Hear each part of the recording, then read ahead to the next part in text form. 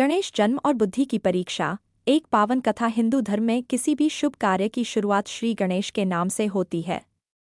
उन्हें विघ्नहर्ता कहा जाता है, जो सभी बाधाओं को दूर करते हैं। लेकिन क्या आपने कभी सोचा है कि एक नन्हे से बालक ने कैसे समस्त ब्रह्मांड के प्रथम पूज्य होने का सम्मान पाया? आज की कहानी उनके जन्म और उनकी विलक्षण बुद्धि के बारे में है। एक समय की बात है, माता पार्वती कैलाश पर अकेली थी। भगवान शिव ध्यान में लीन होकर कहीं बाहर गए हुए थे। माता पार्वती को स्नान के लिए जाना था, लेकिन द्वार पर पहरा देने वाला कोई नहीं था। माता ने अपने शरीर के उपटन से एक सुंदर बालक की मूर्ति बनाई और उसमें प्राण फूंक दिए। माता ने उसे बालक से कहा, पुत्र, तुम मेरे द्वारपाल हो। जब तक मैं स्नान करके बाहर न आऊं, किसी को भी अंदर मत आना देना। बालक ने माता की आज्ञा का पालन करते हुए द्वार पर पहरा देना शुरू किया। कुछ देर बाद भगवान शिव वहां लौटे। जैसे ही उन्हें अंदर जाने की कोशिश की, उस नन्हे बालक ने उन्हें रोक दिया। शिवजी ने बताया कि वो पार्वती के पति हैं, लेकिन बालक अपनी माता की आज्ञा पर अडिग रहा। शिवजी के गणों, अनुयायियों ने बालक को हटाने की कोशिश की, लेकिन उस बालक ने अकेले ही सबको परास्त कर दिया। अंत में क्रोध में आकर भगवान शिव ने अपने त्रिशूल से बालक का सिर धड़ से अलग कर दिया। जब माता पार्वती बाहर आईं और अपने पुत्र की ये हालत देखी, तो वो घोर विलाप करने लगी। उनका क्रोध इतना बढ़ गया कि उन्हें प्रलय लेन की चेतावनी दे दी गई। सृष्टि को बचाने के लिए भगवान विष्णु ने एक हथिनी के बच्चे का सिर लाया और शिवजी ने उसे बालक के धार पर जोड़कर पुनर्जीवित किया। तब से उनका नाम गजानन पड़ा।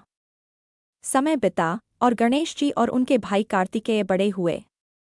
एक दिन देवताओं के बीच ये प्रश्न उठा कि सबसे पहले किसकी पूजा होनी चाहिए। भगवान शिव ने एक प्रतियोगिता राखी। उन्होंने कहा, जो सबसे पहले शुद्ध ब्रह्मांड के 3 चक्कर लगाकर यहाँ लौटेगा, वही प्रथम पूज्य माना जाएगा। कार्तिकेय जी तुरंत अपने वाहन मयूर, मोर पर सवार होकर तेजी से ब्रह्मांड की परिक्रमा करने निकल गए।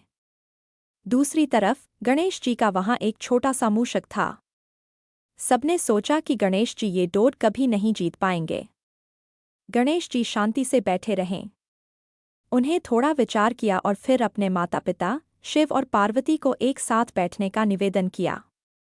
अन्यून बड़ी श्रद्धा से उनके चरण तरफ 3 चक्कर लगाए और हाथ जोड़कर खड़े हो गए।